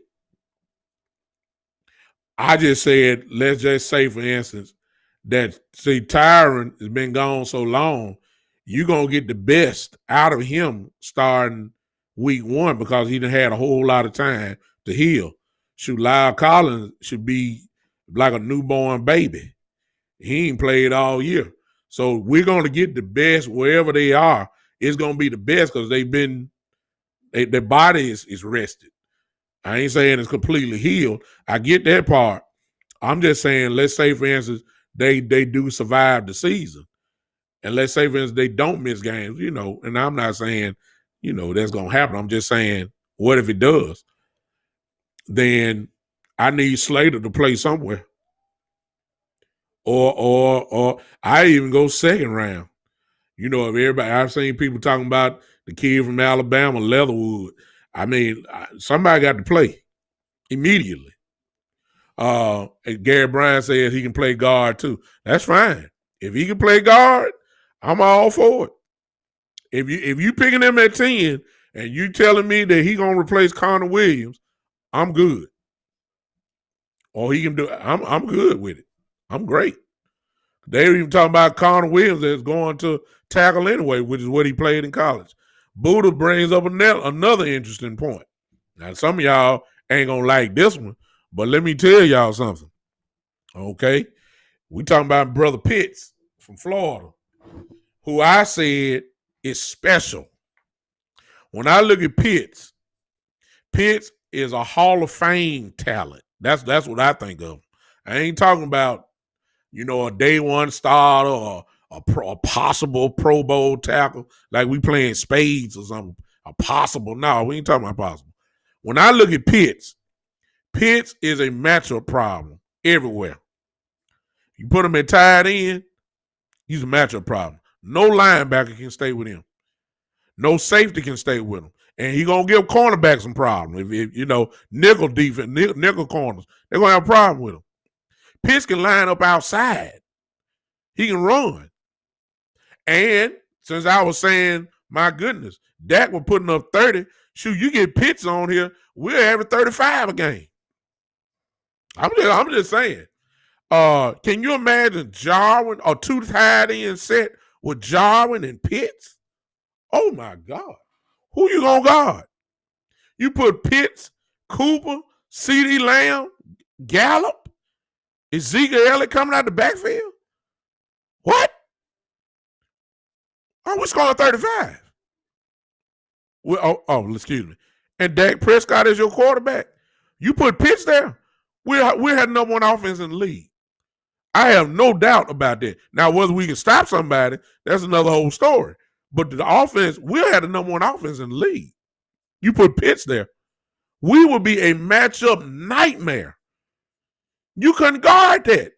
You're going to have to pick your poison, and all of them can gut you.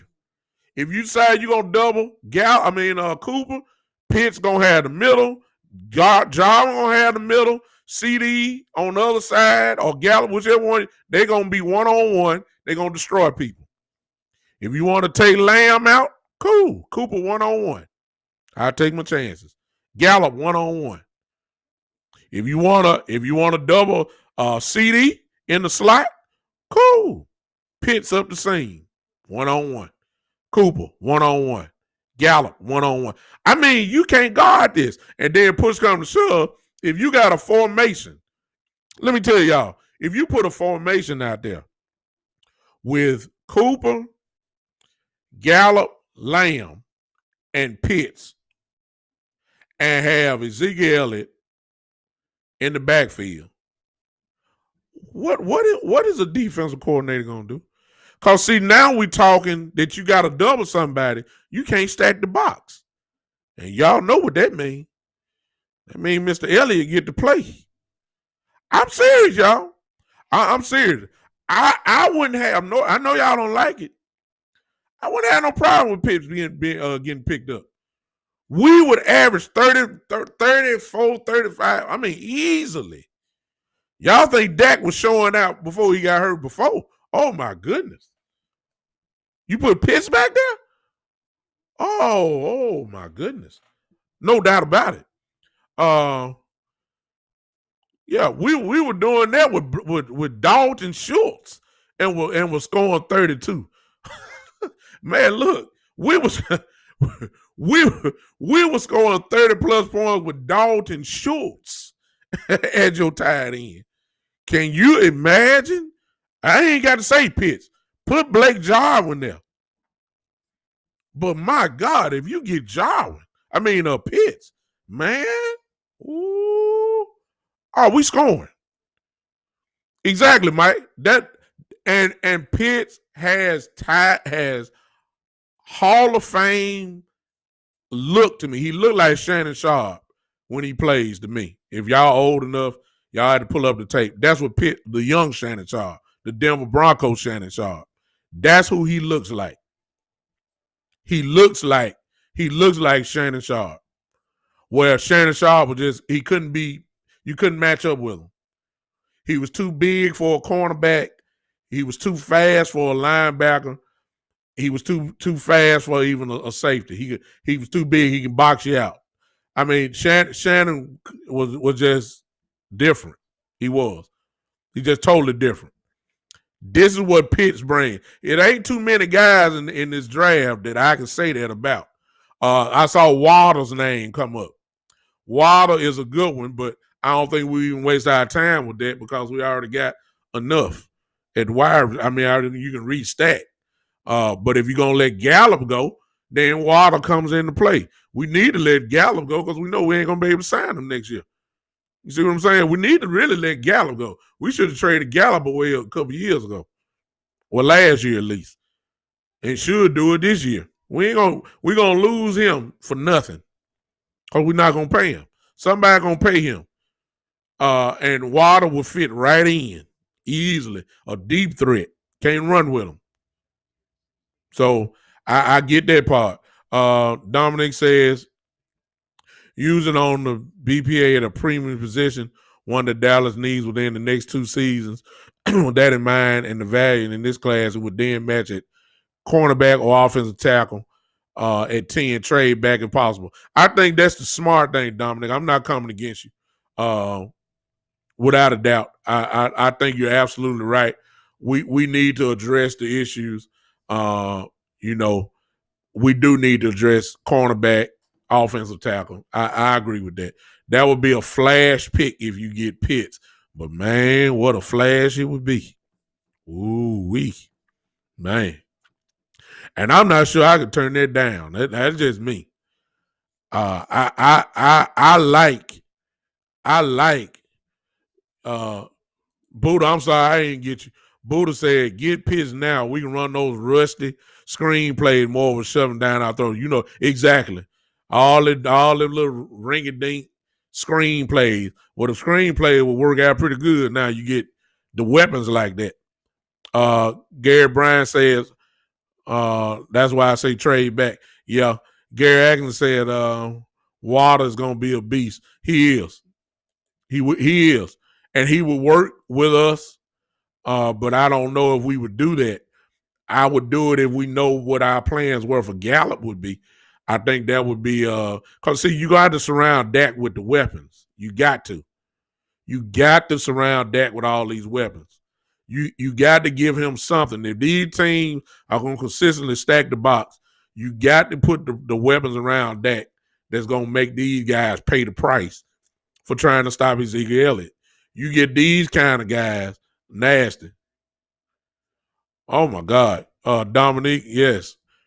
I know what we need, but Dominique just brings up a perfect thing. Say, I won't be ticked with Pitts, Chase, Devontae Smith, or Waller. Listen to me. Let me tell you something. If Devontae Smith is sitting there at 10 and ain't been picked up, I'm going to be mad if we don't. I don't care who on the board.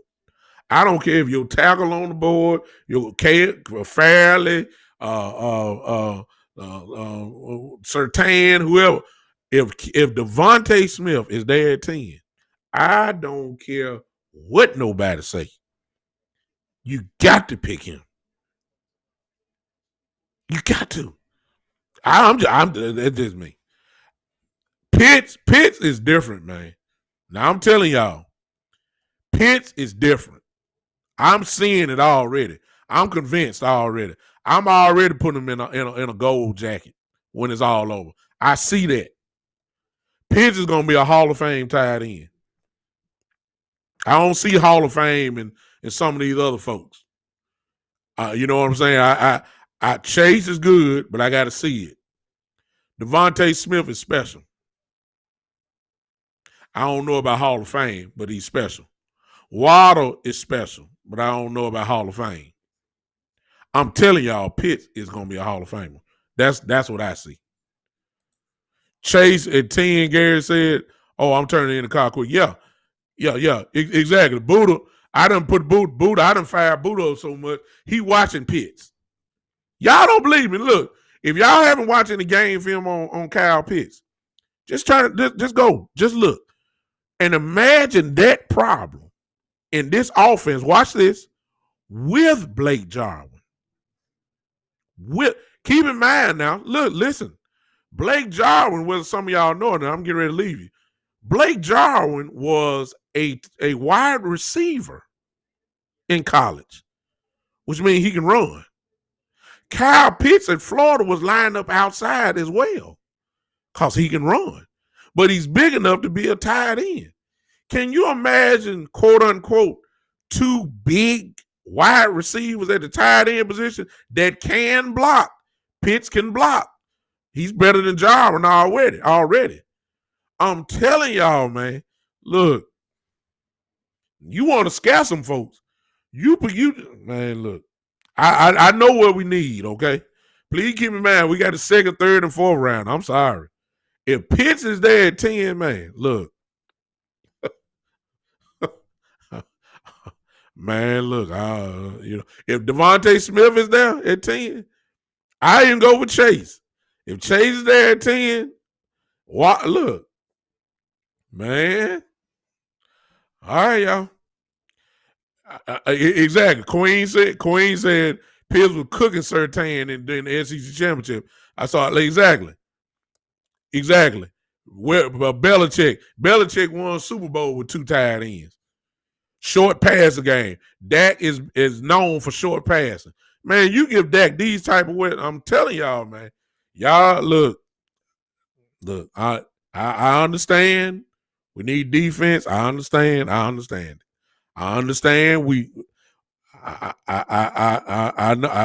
I'm just saying. You're right, Buddha.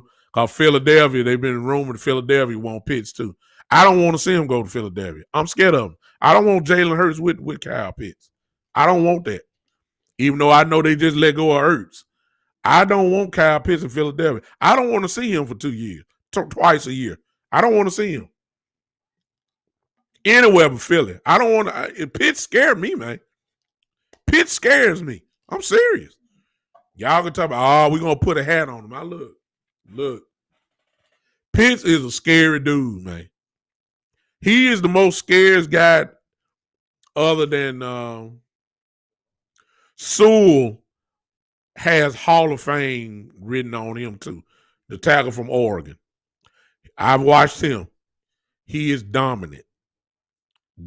Pitts and Sewell, to me, were the only 2 guys that said I had to raise my eyebrow and said, whoa, these 2 guys here are different than everybody else. Trevor Lawrence is good. Trevor Lawrence is there too. Trevor Lawrence is dominant too. He is. I'll give him his credit. He's different.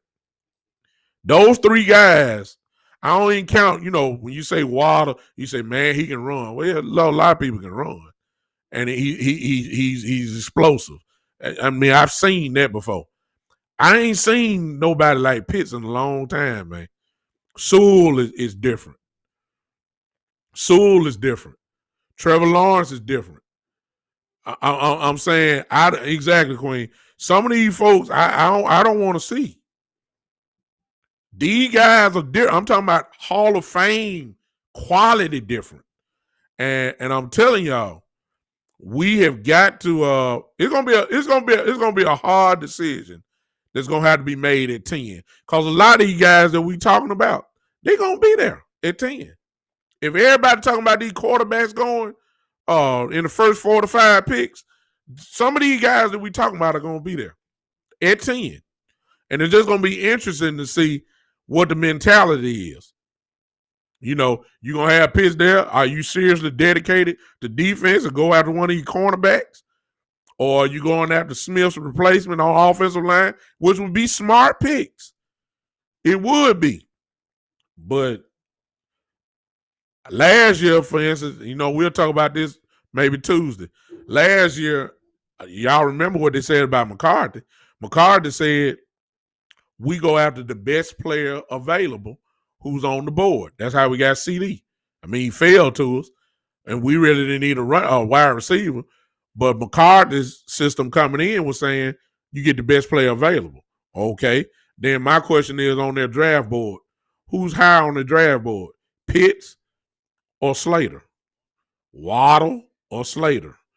Devontae Smith, Chase or Slater? Or Surtain? Do Surtain fall behind them guys? You see what I'm saying? That's my question. Now, last year, that was the formula. We go out the best player available. That's what we got. That's why we got CD. What would you do if Sewell, Pitts, and Chase are available at 10? I'm gonna be honest with you, Queen. I'm gonna go with Sewell, and I'm about to close it out. The reason why I would go with Sewell is because barring his body just shutting completely down or whatever, I know I got at least the next 10 years with Sewell. We can find receivers. I don't know if we can find another Pitts, but they're good tight ends anywhere. I will go with Sewell. Sewells don't grow on trees. Pitts don't either. Sewell and Pitts don't grow on trees, but your chance to find a complete tackle like him, a dominant tackle like him, you can find tight ends, but you can't find Sewell. So if it would come down to that, I would take Sewell. I hate to say that because as much as I done pumped up Pitts, you just hit me with a scenario, but I got to admit, I'd take Sewell. I would take Sewell immediately. And here's the part. The interesting question would be like this. Okay, let's say you pick Sewell. Where you going to play? Because Sewell, you don't draft a Sewell to send him on the bench.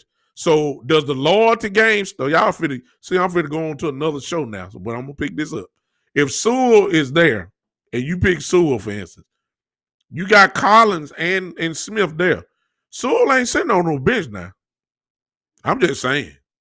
I ain't driving you at 10 to ride no pine waiting for somebody to get hurt. No, sir. No, ma'am. Sewell got to start immediately. Immediately. Which brings up another whole different type of stuff. Do you trade away Tyron Smith now? Which brings you extra. So y'all done made me think about other stuff now. See that? I'll talk about all this Tuesday. All right. I appreciate you guys. I'm kicking Collins inside the guard. Yeah, because Collins can play guard. He did it at LSU. He can do it. No doubt about it. These are things that that possibly could come up. Let me close out the show real quick, y'all. There it is. Follow me on all these different platforms. You guys know that. Listen, if you enjoy the show and you want to help your boy out and contribute to it, that's the way to do it. $, the Big Time Show. That is my Cash App. You can do that if you're on Podbean right now. All you have to do is go to become a patron. Click on that button there. You can do the hearts there. That'll help me out also. That is the way to do it. I appreciate you guys. Join me. Thank you for hanging with me, for all those that hung with me. Thank you for my brothers and sisters from my family, my group, Cowboy Family Group, to jump in on the show. You guys made the show a little bit more lively, and I appreciate it so much. I appreciate you guys. Tuesday evening, Central Time, 7:30 Central. Tuesday evening, 7:30 Central. We'll do it again here at the Big Time Show. I appreciate you guys so much. We will see you on Tuesday again. Mark it down in your calendar. We'll see you Tuesday, 7:30, the Big Time Show. We out.